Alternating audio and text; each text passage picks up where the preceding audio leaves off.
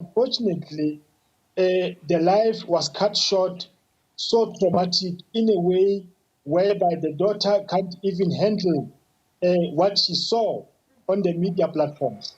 She uncovered millions in corruption, and days later, she was shot. On March 31, 2026, Martha Mane Rantsofu was doing what any of us would, waiting for her car at a tire fitting center in Vanderbilt Park. She was 39 years old, a mother, and just 2 months away from graduating with her honors degree. But as she scrolled through her phone, a man walked up behind her. He didn't want her car, he didn't want her purse. He fired into her head. As she fell over, he stood over her and fired 5 more times. The murder happened less than a block away from a police station. It was caught on camera. And while the municipality she worked for claims that she was only a junior officer with no access to secrets, the Hawks and the political trust team have a very different theory.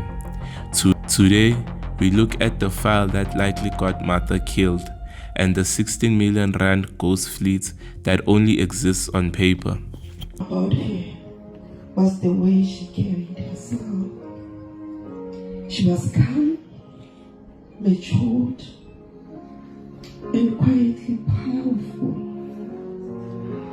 While we were loud and expensive, she was more nonchalant.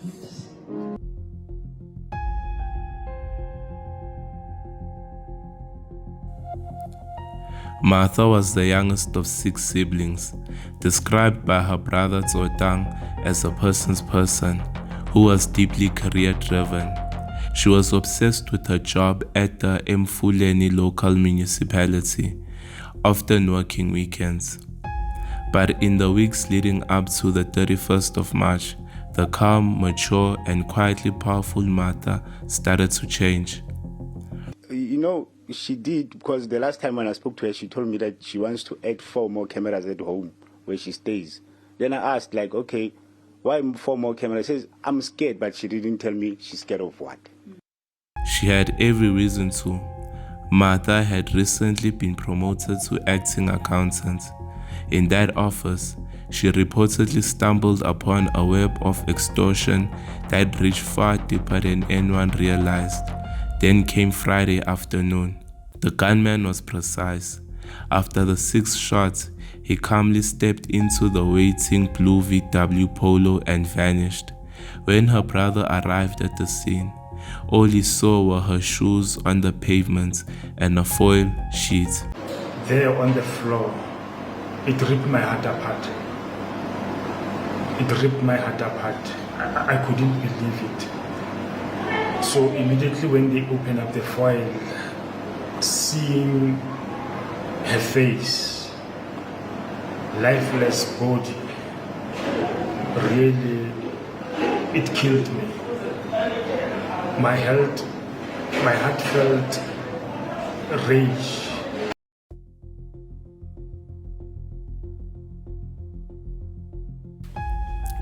Why would anyone want a finance clerk dead? To find the answer, we have to look at the forensic report tabled by Changana and Associates just weeks before her murder. The report detailed a 16 million rand scandal involving a company called Mabuela Forestry and Construction. Between 2022 and 2026, Emfuleni paid for a fleet of vehicles that simply didn't exist. The ghost trucks. The municipality paid 8.7 million for 6 trucks that were never delivered. The certified lies. Senior fleet managers allegedly signed and stamped invoices confirming they had received trucks that they never received. The Bakkie mystery. Out of 8 Toyota Hilux Bakkies purchased for over 500,000 each, only 3 could be accounted for. When the investigators asked why, the acting fleet manager claimed he was pressured to sign the fake invoices. Criminal charges were recommended, suspensions were also handed out. And Martha, she was in the finance office. She saw the checks, she saw the names, and according to sources, she was about to hand over internal information that would have blown the entire supply chain wide open. Yeah, it is. It was a sad weekend for us in the Val to bury Mani. I met her personally. She was really standing for what is right. And that's unfortunately, those people that are standing for what is right, those are the people that are being killed in the instance. And that's a pity because it's happened various times. And this is, nobody is safe anymore in this area. And it's basically ends up to the corrupt trying to defend what they are busy with behind the scenes. Corruption is unreal in Mfuleni, and I don't think even Gauteng province can save us now. It needs to be national government that intervene and do something radically.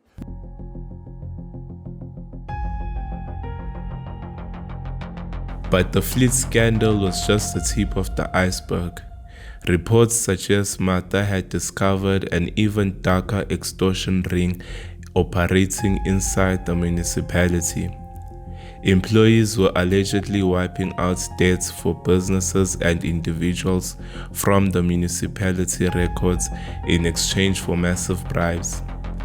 Others were overcharging businesses and pocketing the extra cash, diverting it into accounts without reference numbers before the money disappeared forever. The municipality has tried to downplay Martha's role, calling her a junior, who couldn't possibly know these things. But if she was just a junior, why did she go to the Hawks? Shortly before her death, Martha reportedly opened a case regarding intimidation and fake checks being used to pay the municipality, checks that never reflected in the actual accounts. She was scheduled to begin a trial involving a property developer just 1 week after she was killed, so she never made it to court. It's that, or what I've heard, it's that she was working on a case, or she opened a case. She opened a case, or that was taken to the Hawks, and the other one was she opened a case for intimidation. And I think they are linked because of there was a certain point whereby she told a friend that there's a person who's paying in municipality with fake checks, and then the money doesn't reflect into the accounts. So that's how far I know about this, but I'm sure there are investigating officers that are busy with it, trying to find out if this way, it's not a speculation in a way. It's there because now she's no longer with us.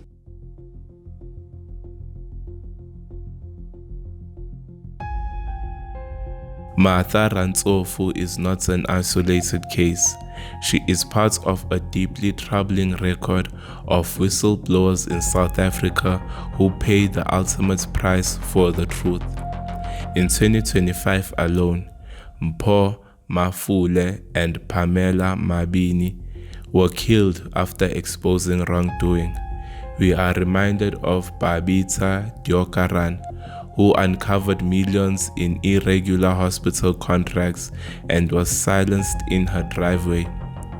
President Cyril Ramaphosa promised a whistleblower protection bill, but it still hasn't been passed into law.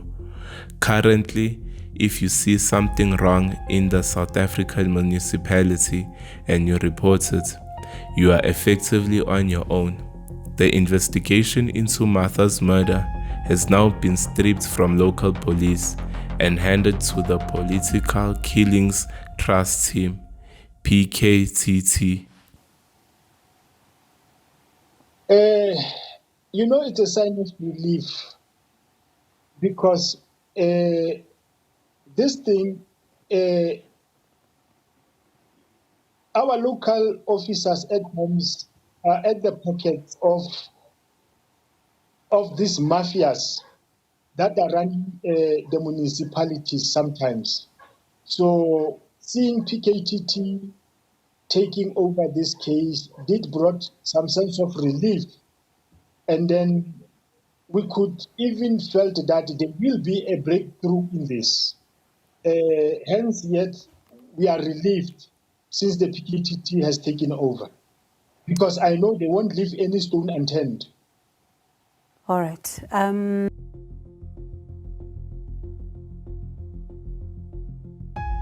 Martha was supposed to graduate in June. Instead of celebration, her family held a funeral on the 11th of April. Her daughter, currently in grade 12, has to finish her final year of school knowing that the people who murdered her mother for standing for what is right are still walking free. The Mfuleni local municipality continues to insist that there is no link between her death and the 16 million rand scandal. They call it a rumor, but as the PKTT digs into the ghost trucks and the fake checks, the question remains, if Martha knew nothing, why did it take 6 bullets to silence her? Anyway, stay safe and I'll catch you on the next one.